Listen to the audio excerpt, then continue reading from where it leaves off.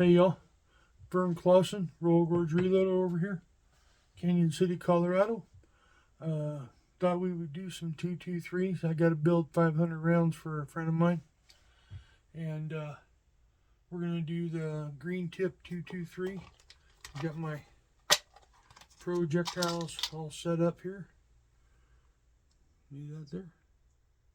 On green tips. Right about here.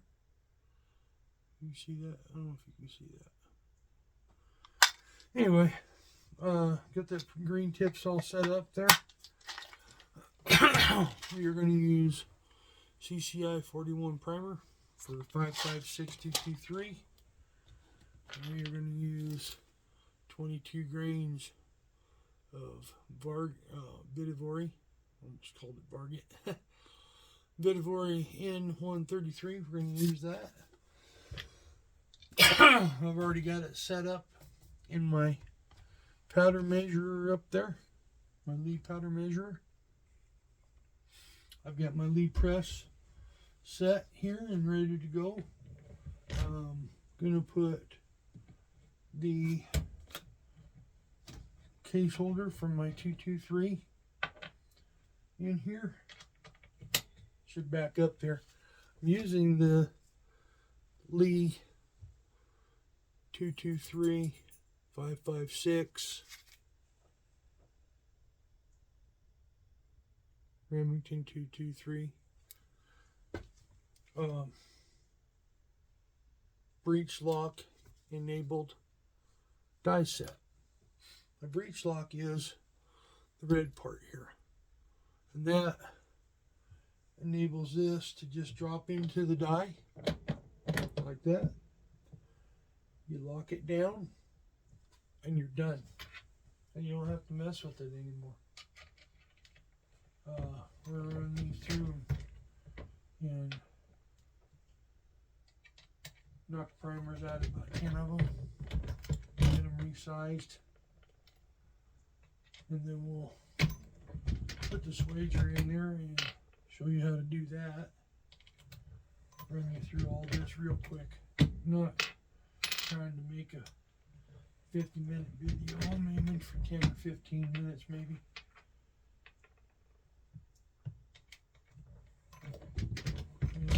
Sometimes I get quiet when I'm working, when I'm got something else that I'm trying to concentrate on. I'm hand loading and I'm hand measuring all of my powder. I get real quiet because I don't want to do an overcharge. I don't want to double charge anything. And you double charge something and not realize you did, and you could get somebody hurt real quick, and I would feel terrible about that. So anyway,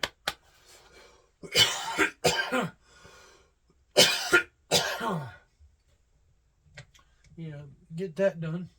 You knock that case holder out of there. Take your decapping rod and sizing die out. I'm going to put my swaging die in there, and I've got it set up with a breech lock as well. And then we got two different sizes here. We got the small swager for the 223 556, and you've got the large swager, and I use that. Sometimes you run into some military rounds, 308 and 45 ACP. That's the two that I've run into so far, and once in a while you'll find one that's got that the primers are crimped in, and you have to swage those out. I'll show you what I'm talking about. Right here, this is a good one to see. Right here, if you can focus on that. You see that little ring around the primer? That's a crimp to keep the primer seated. And then when you knock it out, you knock that. Oh, I thought that was a crack in that case. It's not. Anyway, when you knock it out of there, that primer out of there, you can still see that little ring. See that little ring right there? Get this just right. See that little silver shiny ring around the edge of the primer pocket there? That's what we're trying to get rid of. You put that in there. Run it up in. Comes back out. And we got rid of that. Got rid of that little ring. So we'll get some of these done. And it doesn't take long at all. It takes longer actually to set the die up than it actually does to get them done. So, and I suggest when you're setting this up, when you're setting up and you're getting your brass all lubed up and ready to go through your die and everything, put a little squirt of that case lube inside your swaging die and things will go a lot smoother. A lot smoother. You can do it without it, but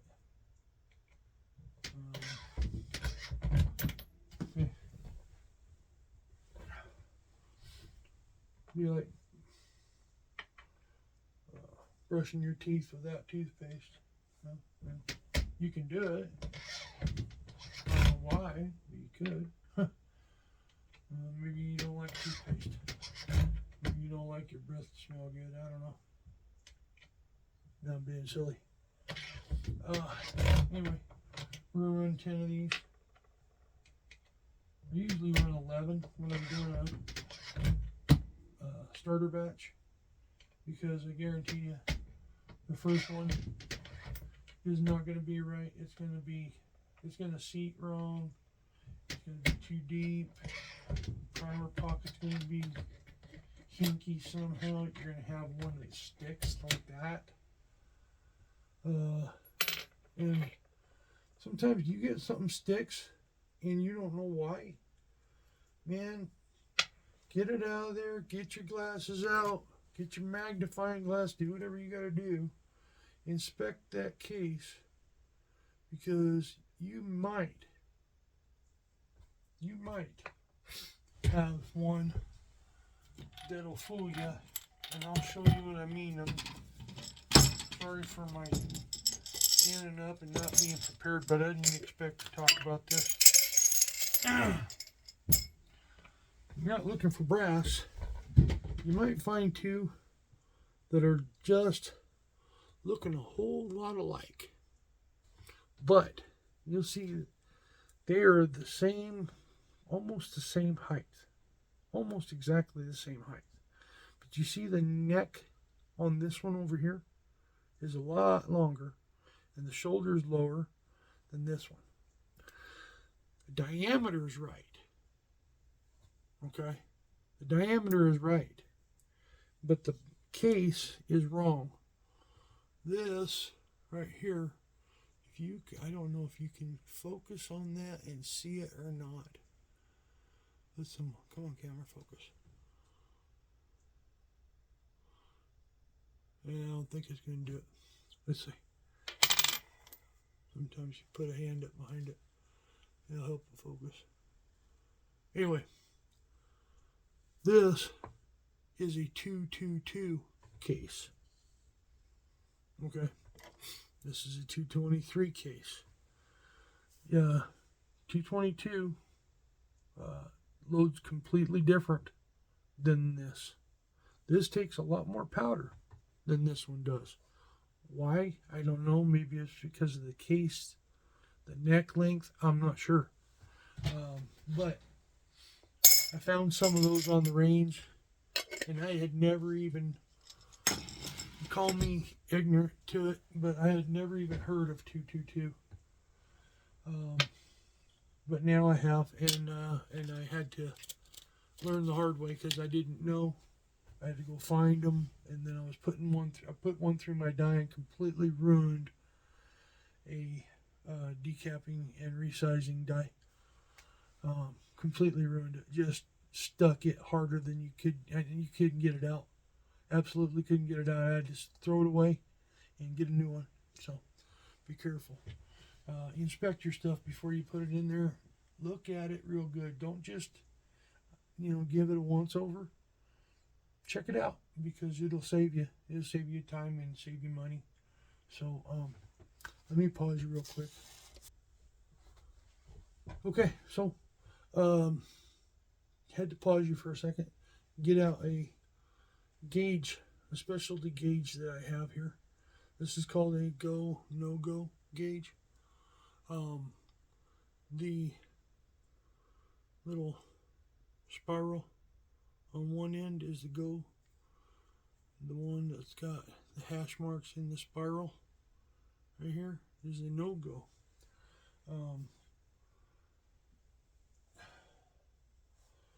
If you see, it will not quite fit in that pocket. That's a no-go. That one, yeah, it slips inside that pocket. It means that swager did its job. Okay? It's very, very subtle, but you can hear it, I think, if I'm quiet. Anyway, so you want to check your cases and make sure that they will accept a primer. If it feels loose and that no-go will fit in there, then that pocket's ruined and you gotta throw that case away. But this is painstaking and it takes a lot of time. I'm just checking these few here on camera to make sure that they are doing what they're supposed to do. And then hopefully the fella that I'm building these rounds for sees this video and says, oh heck, I didn't realize how much there was into this, Anyway, those are all good to go. You can get these, I hope I'm not breaking any rules here. You can get these from Burst Fire. The go, no go gauge. And they come in the small and large primer pocket gauges. Let's see, what else gauge do I get? I get the Wilson 223 case gauge. When I get these finished, and I'll show you how that gauge works. I got my scale out and ready to make sure my powder measurer is throwing the right powder. I'm going to show you one other thing here. A couple of other things. You got a small primer pocket cleaner. It's just a little tiny blade.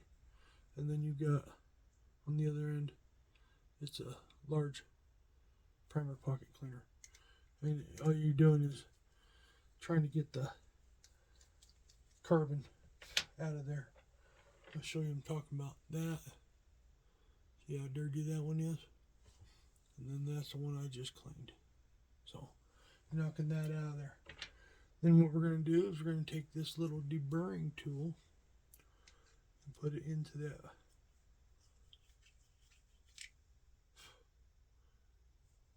the flash hole right there. And make sure it's nice and round, because when they punch these, they're that son of a bitch around. That one just will not go. Huh. Hold on one second, guys. I think I'm screwing up here. might be messing up. Okay, so yeah, we was messing up. I had broken my decapping rod a while back, and I decided I was just going to use the decapping rod for my universal in there so that I could get them sized to the right size. And then I forgot and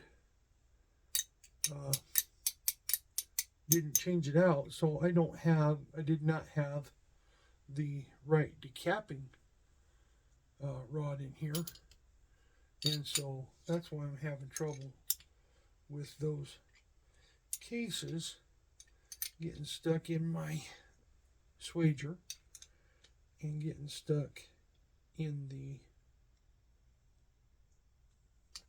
wouldn't let the deburring tool go through it. So what I'm going to do is knock this out of here.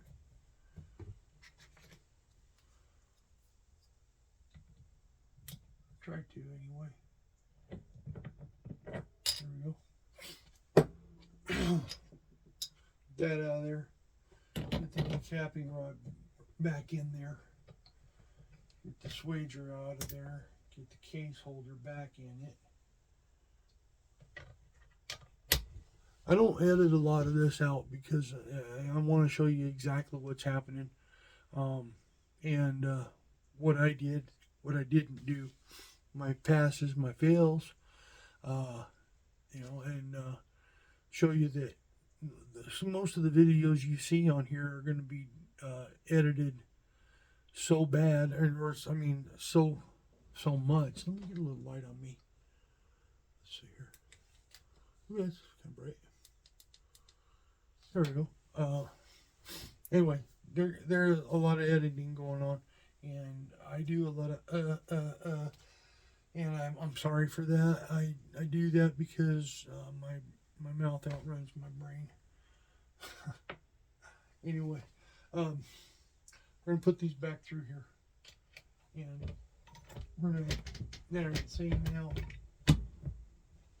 now. It'll slide in there.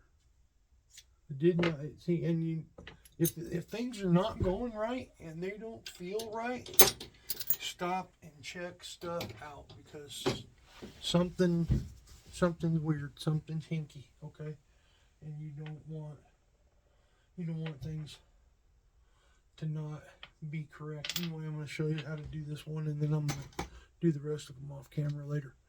But you just put this deburring tool in here and give it a little twist and see if I can find something to catch this on so you can see this. But let's see if I can do it on the bottom of this, or on the top of this case right here.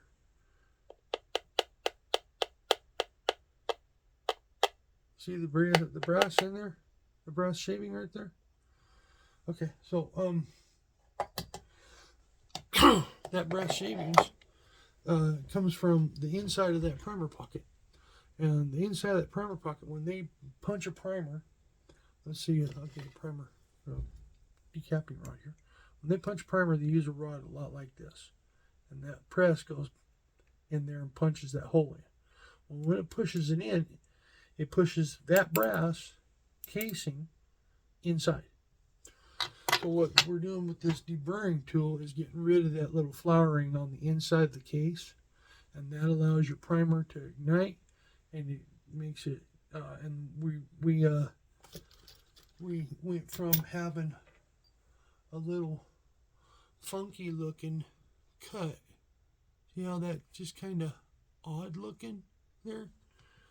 We go from having that odd looking thing to a perfectly round primer pocket hole, and that's going to allow your primer to ignite your powder more uniformly, and then you'll have a better charge. It'll burn more efficiently, and you'll have a more concentric ignition of that powder, so that it's maybe it's not just pushing that flash to one side and igniting it. It's going to hit it right in the middle, and it's going to ignite it the way it's supposed to be, the way they intend it to be.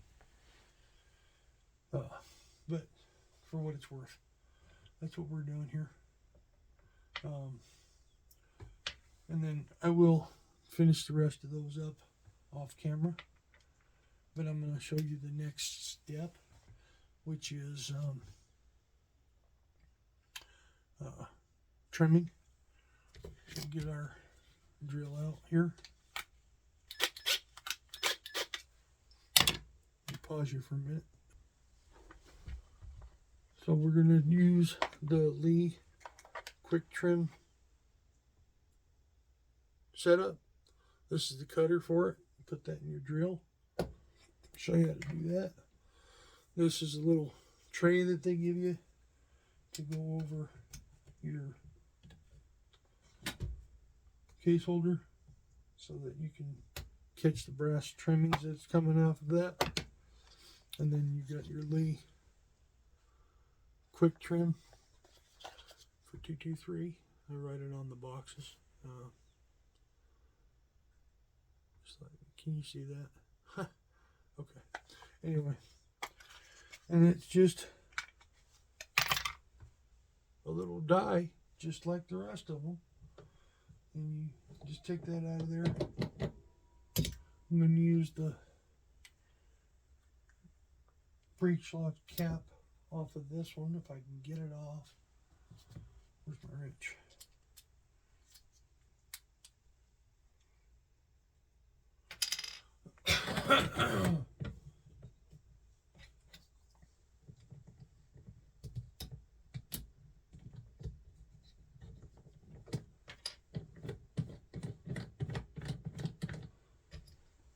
I wish I had a real wrench for this. This is the little wrench that they send with the breech locks.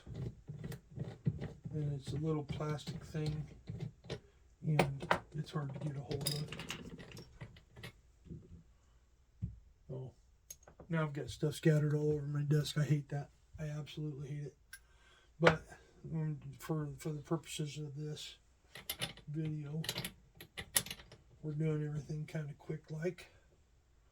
Run this trimmer in here, the trim die in here, and you just run it all the way down.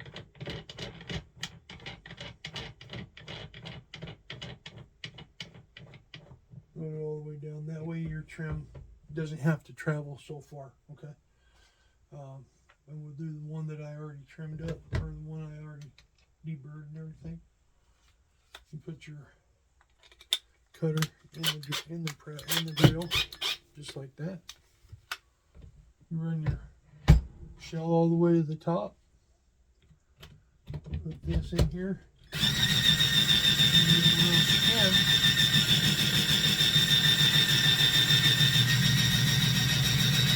Did you hear the change? The tone of the drill change? Okay. There is a little silver ring right here, and that spins. Okay. And it'll be spinning the whole time with it. And then when that cutter bottoms out in that, as far as it's going to go, that it's set, and that ring stops right there. When that ring stops, then you know your case has been trimmed, and you're going to have just as much brass, or maybe more, on this. Hey there. I'm catching all this brass. I'm putting all this brass in a jar because I got a little project I'm going on with it. See if I can do a little project. I don't know if it'll work out, but I'm trying. Anyway, that's all there is to that with the cutting. And it goes real simple. It goes real easy. So,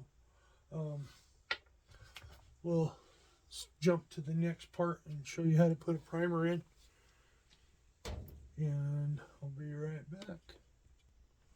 Okay, so we're going to use the Lee primer, little Lee bench primer. You open that tray like so.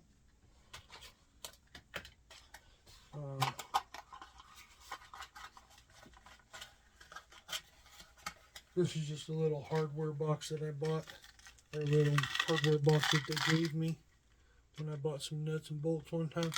Anyway, just scatter a few in there like that, and then you just kind of rattle them around, and they'll all, the weight of the back of the primer, the solid part where the firing pin strikes it, the weight of those primers, the backing on this rough surface will make them turn the right way up.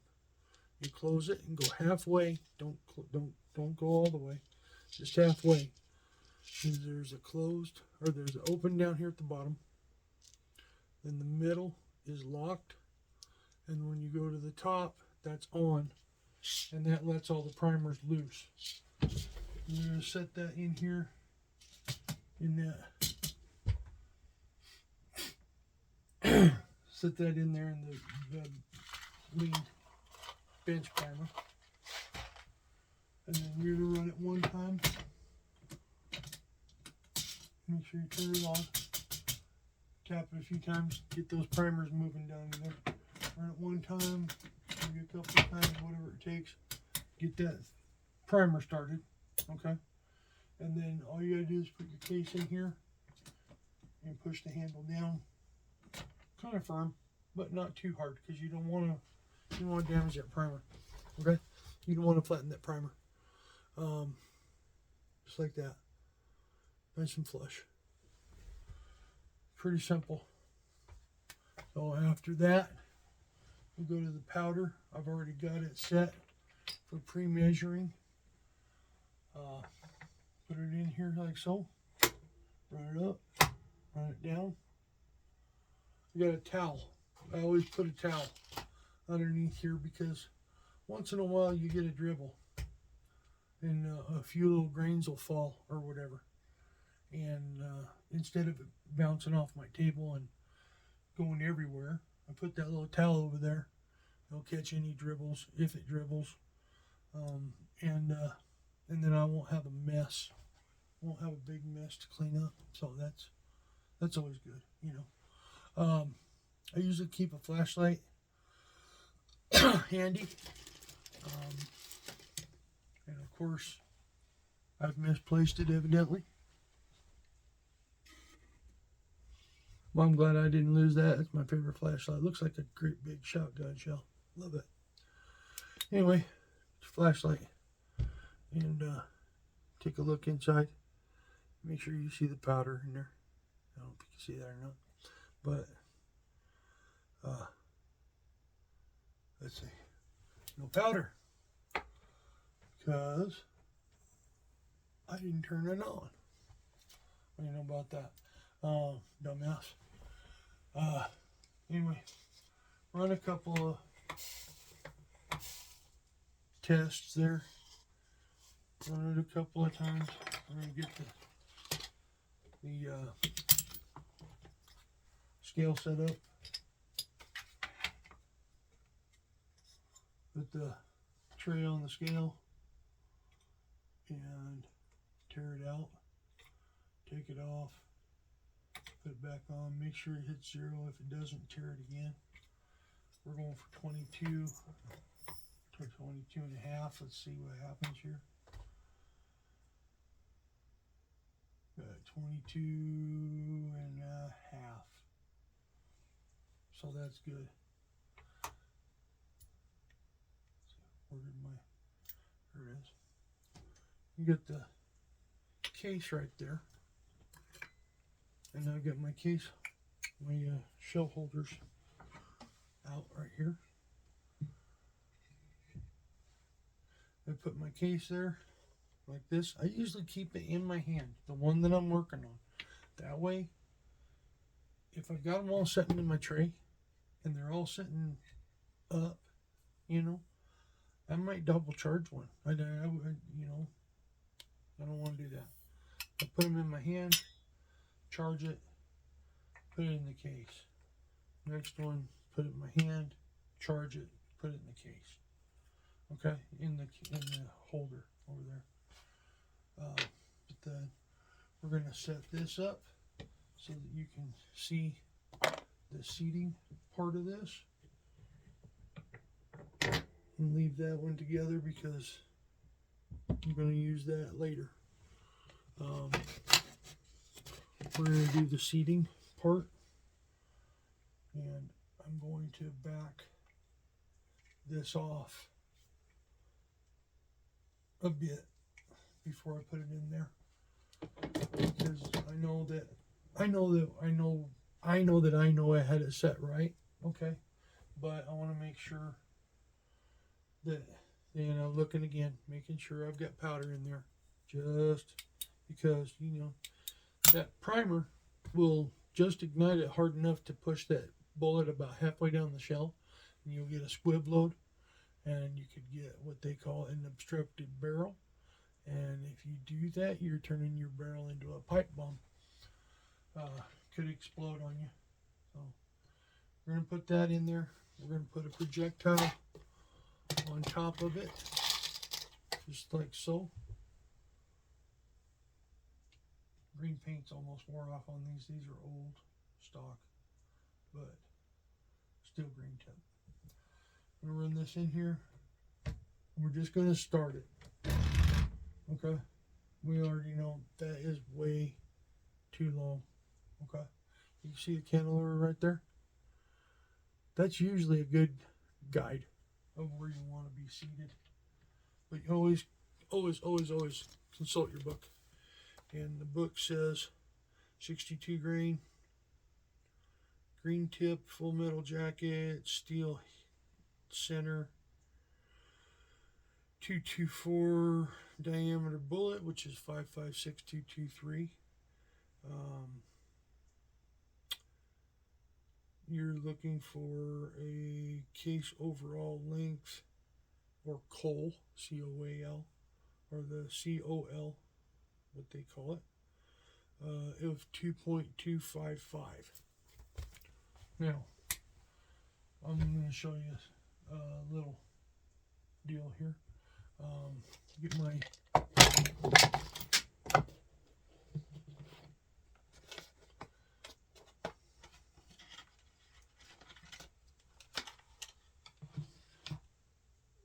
tool out, my micrometer here,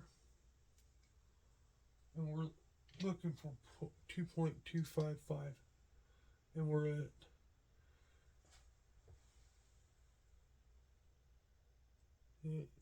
247.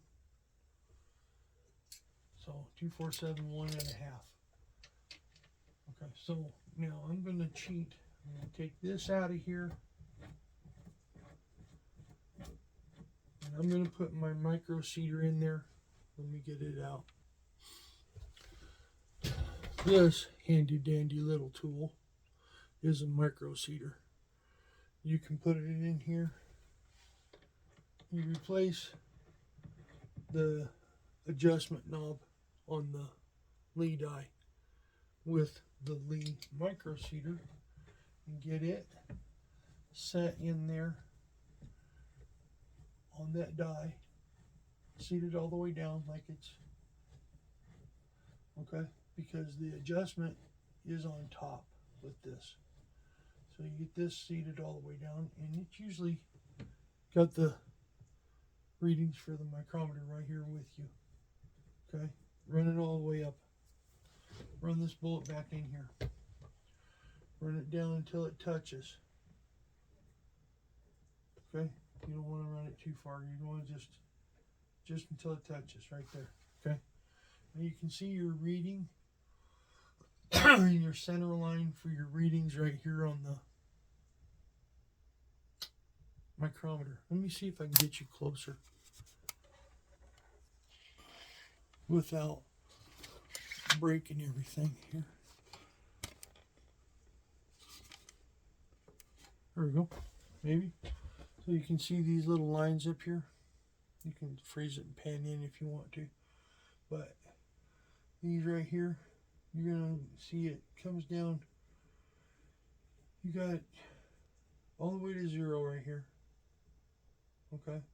and then 1 and 2 and 3. And see how it's just starting to hit at 2 right there? Okay, and that's hitting right there at 2. Okay, and then you've got this reading right here. The on the line is 40. So then you do a measurement.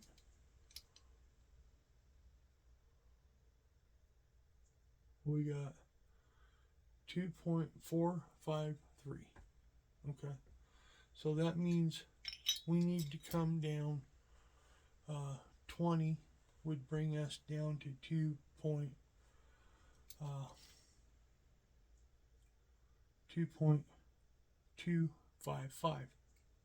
Not 2.253. Okay, so we're going to come down 20 points. There's 5, 10, 15, 20, and that should bring us right where we want to be.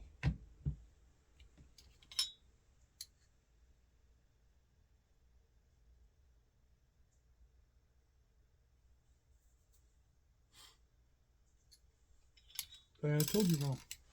See, I'm telling you my fails, you're learning with me or whatever, okay? I told you wrong. These right here are your 1/1000s, okay? And we need to go down almost 200,000. So we're going to bring it way down, okay? We're going to bring it all the way around and see what it does.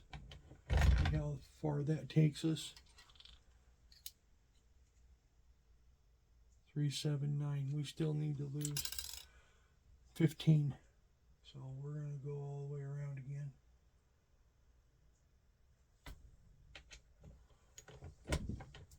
And you can always do more, but it's sure hard to take it back. Now we're only looking for 8. So let's try. There's 5. There's 8.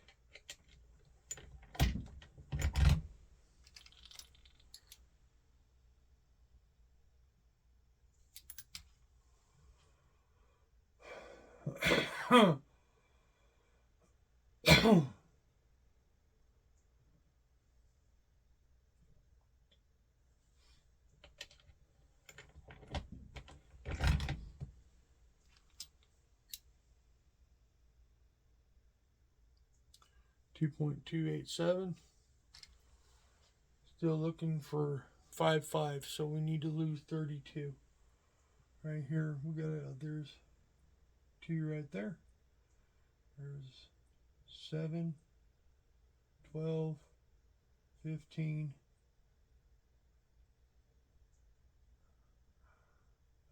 22.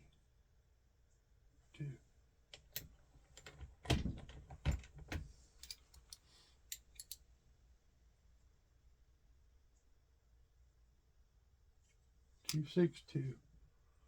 Let's do 12 more. No. 10 more.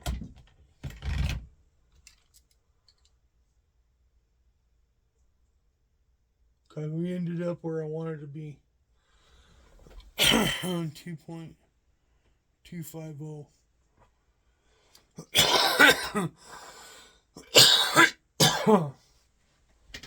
For the simple fact of I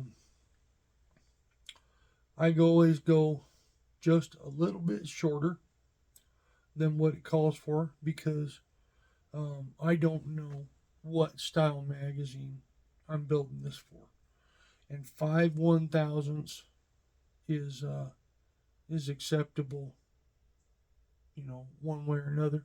It even says in the book 5/1000s down to 250 is the very minimum or very maximum that you shortest you can go, and 258 or 2.258 is the maximum that you can go. So anyway, go for 2.250 right there, and we've got it set exactly where we want it, 2.250. And then that's really all there is to it. Now, there is one more step you can do. We're going to put it in my case gauge, and it goes in nice and smooth. So it falls in there. You should hear it click, and it should move easily. If you have to push it out with something, then you need to do something else with it. The Lee dies also have the ability to crimp at the same time. What you got to do is you back this bullet seater off a long ways, okay? And then you run your brass in, and you bring this whole body down until you feel it touch the case. Right there, it stopped, okay? You bring this up, and you go around 1/2 turn, and then I go another 1/4, okay? And bring it back up, and that will put a crimp on that case right there, and we're right at the cantilever, so we know that we're good there. Now that'll drop even smoother, okay? So that is that part. And then I just take a rag with some rubbing alcohol on it, and I just use the cheap alcohol. I don't use my 99% stuff.